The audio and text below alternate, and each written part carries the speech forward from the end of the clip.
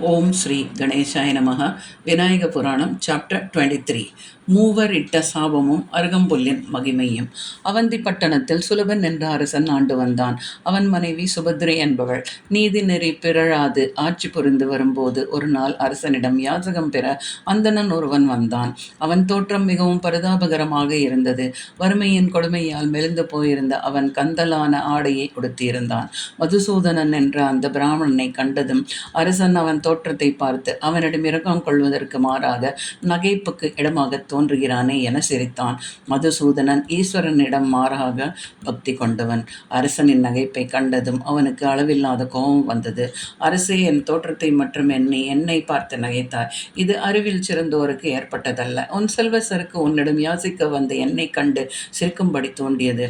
உன் சிரிப்பு என்னை மட்டும் சுட்டுவிட்டதோடு நிற்கவில்லை, என் குலத்தையே சுட்டுவிட்டது.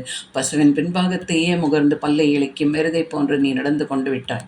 ஆகவே நீ எருதாக பிறக்க கடவாய் என்று சபித்தான். அரசனுக்கு ஏற்பட்ட சாபத்தை கேட்ட சுபத்ரை அளவில்லாத துயரம் கொண்டார். எத்தனையோ தான தர்மங்களை செய்து வரும் தன் மணாளனுக்கு இப்படியோ ஒரு சாபம் நேர்ந்ததே என துக்கித்தாள். அவளால் அதை பொறுக்க முடியவில்லை. யாசிக்க வந்த வேதியனே, மேன்மை பல பொருந்திய அந்தன குலத்தில் பிறந்த உன்னை விவேகம் நிறைந்தவனாகவே கொள்ளுகிறேன். பெரியோர்கள் பொறுமையை ஒருபோதும் இழப்பதில்லை. பிறர் தவறு இழைத்தாலும் அதை பொறுப்பார்களே தவிர கோபம் கொண்டு விட மாட்டார்கள். நீயோ அவசரப்பட்டு ஒரு கைதையை போன்று அறிவில்லாது நடந்து கொண்டு விட்டாய். அரசர் நகைத்தது தவறுதான் என்றாலும் அந்த தவற்றை எடுத்துக்காட்டி அதற்கேற்ற பரிகாரம் மேற்கொள்ளும்படி புத்தி புகட்டாது அவரை சபித்து விட்டாய். ஆகவே நீயும் கழுதையாக பிறந்து அழுக்கை சுமந்து திருவாயா என்று சபித்தாள். மதுசூதனனுக்கு கோபம் அதிகரித்தது. குற்றம் செய்தது அரசனாக இருக்க தன்னை அரசி குறை கூறியது அவன் குரோதத்தை மேலும் அதிகரிக்க செய்தது. அம்மணி, தாங்கள் தான் யோசனை இல்லாது பேசுகிறீர்கள். செல்வசருக்கு கொண்ட அரசன் குற்றம் செய்திருக்க உங்கள் பேச்சு என்னையே குற்றவாளியாக கூறுகிறது. உண்மையை உணராது நீங்கள் பேசுகிறீர்கள். குற்றத்தை உணர்ந்து அதற்கு மன்னிப்பு கேட்க வேண்டியது உங்கள் கடமை. அதை விடுத்து நீ சஸ்திரியை போன்று எனக்கு புத்தி புகட்ட முற்பட்டதோடு இல்லாமல் என்னையும் சபித்து விட்டீர்கள். அதனால் நீங்களும் சண்டாள பெண்ணாக மாறக்கடவாய் என்று சபித்தான். காலவசத்தால் மூவரும் ஒருவரை ஒருவர் இவ்வாறு சபித்துக் கொள்ள நேர்ந்தது. அதன் பலாபலங்களை அவர்கள் அப்போதே அனுபவிக்கத் தொடங்கினர். சுலபன் எருதாக மாறி அந்த நகரத்தில் இருக்கும் உழவன் ஒருவனிடம் சென்று அடைந்தான். மதுசூதனன் கழுதையாகிய வண்ணானிடம் சென்று சுபத்திரை சண்டாள பெண்ணாகி அந்நகரத்தின் எல்லையில் இருக்கும் சேரியை அடைந்தாள். ஒரு நாள் உழவன் வயலை உழுத பின்பு ஏரியிலிருந்து மாட்டை அவிழ்த்து மேயவிட்டான். சுலபனாகிய அந்த எருதும் வயற்காட்டிலேயே மேய்ந்தபடி வந்து கொண்டிருந்தது. அழுக்கு மூட்டைகளை சுமந்து வந்த கைதையும் குளக்கரையிலே மூட்டையை இறக்கியதும் மேய்ந்தவாறு அந்த பக்கம் வந்து கொண்டிருந்தது. பக்கத்திலே தான் சண்டால பெண்ணான சுபத்ரியும் புல் அறுத்து கொண்டிருந்தாள். இவ்வாறு 3 பேரும் எஜேத்தியாக நெருங்கி வரும்போது வானிலை மேகங்கள் சூழ்ந்து இடி மின்னலோடு பெருமழை பெய்யத் தொடங்கியது. அதைத் தொடர்ந்து பெரும் காற்றும் வீச ஆரம்பித்தது. புல் அறுத்து கொண்டிருந்த சண்டான பெண் மழைக்கு பயந்து ஒதுங்கிக் கொள்ள தகுந்த இடம் இருக்கிறதா என்பதை சுற்றுமுற்றும் பார்த்தாள். சற்று தூரத்தில் விநாயகர் ஆலயம் ஒன்று இருப்பதை கண்டதும் ஓடி சென்று அதனுள் ஒதுங்கினாள். அதே சமயம் வயற்காட்டிலே மேய்ந்து கொண்டிருந்த கழுதையும் எருதும் அதே ஆலயத்துக்கு வந்து சேர்ந்தன. மூவரும் மழைக்காற்றுக்கு பயந்து வெளிப்பிரகாரத்தில் ஒண்டியிருந்தனர். மழையும் காற்றும் விடாது அடித்தது. மாலை மறைந்து இரவு நேரமும் வந்தது. ஆலயத்தை விட்டு அவர்கள் வெளிவர முடியவில்லை. அந்த பெண் தான் கட்டி கொண்டு வந்திருந்த புல்லுக்கட்டை ஒரு பக்கமாக வைத்தாள். கழுதை அதை கண்டு மெல்ல அதன் அருகில் சென்று புல்லை இழுத்து சாப்பிட்டது. அந்த பெண்ணும் கோபம் கொண்டவளாய் கட்டிலே சொருகியிருந்த தடியை எடுத்து அதனால் கழுதையை அடித்தாள். கழுதையும் 2 பின்னங்கால்களால் எருதை உதைக்க எருது கழுதையை முட்டித்தள்ள இரண்டும் சேர்ந்து அந்த பெண்ணின் மோத கோவிலில் ஒரே கலைபரமாக ஆகிவிட்டது. அந்த சமயத்தில் உள்ளே விநாயக பெருமானுக்கு மாலை நேர பூஜைகளை செய்து கொண்டிருந்த முனிவர்கள் அந்த கலைபரத்தை கண்டு வெளியே வந்தனர். தாங்கள் பூஜைக்கு ஊறு விளைவிக்கும் அவர்கள் மூவரையும் அங்கிருந்து அடித்து விரட்டினர். வெளியே இடிமின்னலோடு மழை பெய்து கொண்டிருந்தது. குளிர்காற்று உடலை உரைத்து போக செய்தது. வேறு எங்கும் போக முடியாமல் அம்மூவரும் அந்த ஆலயத்தையே சுற்றி சுற்றி வந்தனர். முனிவர்களோ சண்டால பெண்ணான அவள் அங்கு இருக்கக்கூடாது என்று அவளை நெருங்க விடாது துரத்தினர். கழுதையும் எழுதும் பசி மேலிட்டு அவளிடம் புல்லுக்கட்டை பிடுங்க முயற்சித்தன. அவ்விதம் ஒருவரை ஒருவர் துரத்தும் போது அவள் கொண்டு சென்ற புல்லுக்கட்டு சந்நிதி முன்பு விழுந்தது. கழுதையும் எருதும் புல்லுக்கட்டினுள் பாய்ந்து பலவாறாக தலையை அசைத்து புல்லு தின்னும்போது அவற்றின் வாயிலிருந்து பறந்த புற்களிலிருந்து 2 காற்றில் அடித்து செல்லப்பட்டு சிறை மீது விழுந்தன. புல்லுக்கட்டிலிருந்து பறந்து வந்த புல்லானது விநாயகரின் முடி மீதும், எருதின் வாயில் இருந்தது தும்பிக்கை மீதும், கழுதையின் வாயில் இருந்தது பாதங்களிலும் வந்து வீழ்ந்தன. இதை கண்ட முனிவர்கள் சண்டால ஸ்ரீ கொண்டு வந்த பொருள் பகவான் மீது பட்டுவிட்டதென்று கோபம் கொண்டு அவர்களை மேலும் விரட்டி அடித்ததோடு குடம் குடமாக தண்ணீரை கொண்டு வந்து பெருமானுக்கு அபிஷேகம் செய்து புதிதாக பூஜை செய்தனர். இரவு முழுவதும் அடித்த மழை விடிகாலையில் தான் நின்றது. பொழுது புலர்ந்தபோது கோயிலுக்கு சமீபத்தில் சண்டால ஸ்ரீ, எருது, கழுதை 3 பேரும் உயிரிழந்து கிடக்க காணப்பட்டனர். இரவு முழுவதும் ஒதுங்க வழியின்றி மழையில் நனைந்ததால் உடல் நடுங்கி அவர்கள் உயிரை விட்டிருந்தனர். அம்மூவரையும் தமது லோகத்திற்கு அழைத்து செல்ல விநாயக பெருமான் கணங்களோடு திவ்ய விமானத்தை அனுப்பி வைத்தான்.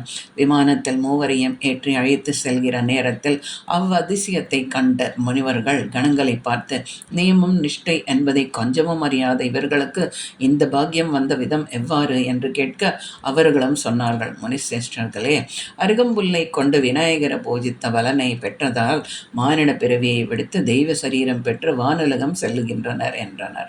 முனிவர்களும் அதிசயமாக, கணநாதர்களே, அவர்களிடம் பொருட்களை காற்று நாற்புறமும் விசிறி அடிக்க அப்படி பறந்த பொருட்களில் ஒன்று விநாயக பெருமானின் மேனியில் பட்டதற்கே இவ்வளவு மேன்மையான பலனை பெற்றார்கள் என்றால் அருகம்பொருட்களை கொண்டு எப்பெருமானை பூஜித்தால் அடையும் பலன்கள்தான் என்ன?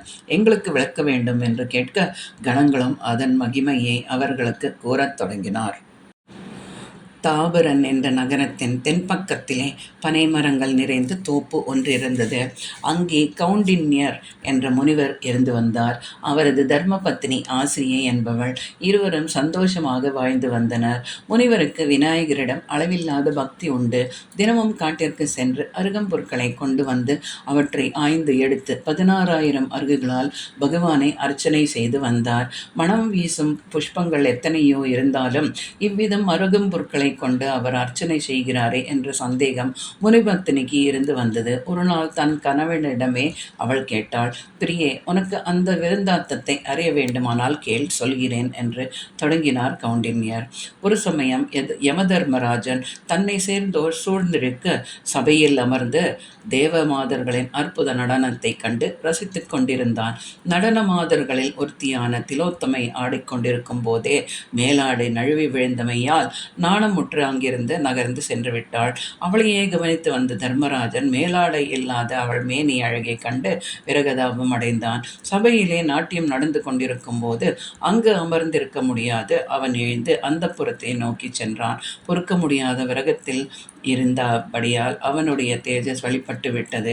அதனின்று பயங்கரமான அரக்கன் ஒருவன் தோன்றினான். அவனுடைய பயங்கர உருவத்தை கண்டு மற்றவர்கள் கதிகலங்கி போய் 4 பக்கங்களிலும் சிறதை ஓடினர். தன் புதல்வனின் கோர ரூபத்தை கண்டு தர்மராஜன் பயந்து விட்டான். அவன் எதிரில் வர விரும்பாதவனாய் அந்த புறத்தில் நுழைந்து கதவுளை உட்புறமாக தாளித்து கொண்டான். அனலாசுரன் என்ற அவ்வரக்கன் தர்மராஜனாகிய தன் தந்தையே தன்னை கண்டு பயந்து ஒளிந்ததால் பெரும் செருக்கு கொண்டு தேவர்களை எல்லாம் அடித்து துன்புறுத்தத் தொடங்கினான். எல்லோரும் ஒன்று கூடி நாராயணனிடம் சென்று முறையிட அவரும் அவ்வசுரனை வதைக்கும் சக்தி கொண்டவர் விநாயகரே என்பதை தெரிவித்து அவரிடம் செல்லுமாறு கூறினார். அவ்வாறே தேவர்கள் விநாயகரை தேடி சென்றனர். பகவானும் அவர்கள் விருப்பத்தை அறிந்து அழகிய பிரம்மச்சாரியாக உருவெடுத்து தேவர்கள் முன் நடந்தார். அவரை கண்ட மாத்திரத்திலேயே ஆதி பரம்பொருளான விக்னராஜரே அவ்வொரு கொண்டு செல்கிறார் என்பதை உணர்ந்து தேவர்கள் அவரை பணிந்து ஸ்தோத்தித்து தங்கள் கஷ்டங்களை நீக்குமாறு வேண்டினார். விநாயகரும் அவர்களுக்கு அபயமளித்து கவலையற்று இருக்குமாறு தெரிவித்தார். அந்த சமயத்தில் தேவலோகம் என்றும் சுற்றியும் தேவர்களை காணாது தேடி வந்த அனலாசுரன் அவ்விடத்திலே அவர்கள் ஒன்று கூடியிருப்பதை பார்த்து, ஆஹா, எல்லோரும் ஒரே இடத்தில் இருப்பது எவ்வளவு சௌகரியமாகிறது! ஒவ்வொருவரையும் தேட வேண்டிய சிரமம் இல்லாது செய்துவிட்டீர்களே என்று கர்ஜித்து கொண்டு அவர்களை நெருங்கினான். அவனை பார்த்ததுமே தேவர்கள் கதி கலங்கினர். அவ்வரக்கனால் தங்களுக்கு அழிவுகாலம் வந்துவிட்டதே என நடுங்கி விநாயகரின் பின்னால் பதுங்கினார். நெருங்கி வந்த அரசனை துதிக்கையால் அலக்காக தூக்கிய விநாயகர், ஏ அசுரா, இந்த அண்ட சராசரம் முழுமையும் சுற்றி எத்தனையோ லோகங்களை கண்டு வந்திருக்கிறார். இன்னும் அநேக லோகங்கள் என் உதரத்தில் இருக்கின்றன, அவற்றையும் நீ கண்டு கழிக்க வேண்டாமா என்று சொல்லி அவனை விழுங்கினார். எம்பெருமானின் திருவேற்றுக்குள்ளே அசுரன் சென்றதும் அங்கே வெப்பம் தோன்றியது. அதனால் அண்ட சராசரங்களும் தைக்கப்பட்டன. விஷ்ணு பிரம்மாதியர்கள் செய்வதென்ன என்று அறியாமல் விநாயக பெருமானுக்கு ஏற்பட்ட உஷ்ணமே இவ்விதம் உலகத்தை தகிக்கிறது என்பதை அறிந்து அவரது உஷ்ணத்தை தணிக்க உபாயங்களை மேற்கொண்டனர். பன்னீர் குடம் குடமாக கொட்டப்பட்டது. சந்தனத்தை அரைத்து உடல் முழுவதும் பூசினர். அமுதத்தை கொண்டு வந்து மேனியில் தளித்தனர். அருளாளன் குளிர்ந்த நீரை கொண்டு வந்து சொரிந்தான். எம்பெருமானின் உஷ்ணம் குறையவில்லை. தாமரை பூக்களை கொண்டு வந்து கொற்றினர். ஆதிசேஷனை அழைத்து வந்து குளிர்ச்சி பொருந்திய அவன் உடலால் விநாயகரின் திருமேனியில் குளிர்ச்சி தோன்ற செய்தனர். எவ்விதத்திலும் வெப்பம் தணியவில்லை. அப்பொழுது 88,000 முனிவர்களும் அருகம்புல்லை கொண்டு வந்து ஒவ்வொருவரும் 21 அருகுகளாக பகவானின் உச்சந்தலை முதல் உள்ளங்கால்கள் வரை சொரிந்தனர். அந்த கணமே விநாயகரின் தகித்து வந்த வெப்பம் நீங்கியது. பெருமானும் கருணை மிக கொண்டவராக அவர்களை பார்த்து, முனிசிரேஷ்டர்களே, நீங்கள் அர்ச்சனை செய்த அருகம்புற்கள் என்னிடம் தோன்றியிருந்த உஷ்ணத்தை நீக்கிவிட்டன. அதனால் இனி எனக்கு செய்யும் எந்த பூஜையிலும் அருகம்புற்கள் கலக்காவிடில் பலன் ஏதும் தராது என்று நியமித்திருக்கிறோம்.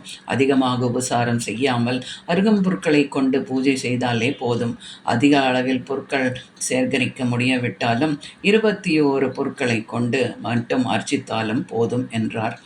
தேவர்கள் மகிழ்ச்சி அடைந்தவர்களாக விநாயகருக்கு அவ்விடத்தில் ஆலயம் ஒன்று எழுப்பி அதில் பாலச்சந்திர விநாயகரை ஸ்தாபித்து பூஜைகளை செய்து அவரது கடாட்சம் பெற்று திரும்பினார். அருகம்புல்லுக்கு ஏற்பட்ட மகிமையை சொன்ன கௌண்டின்யர் தன் மனைவிக்கு மற்றும் ஒரு விருந்தாத்தையும் சொல்லத் தொடங்கினார்.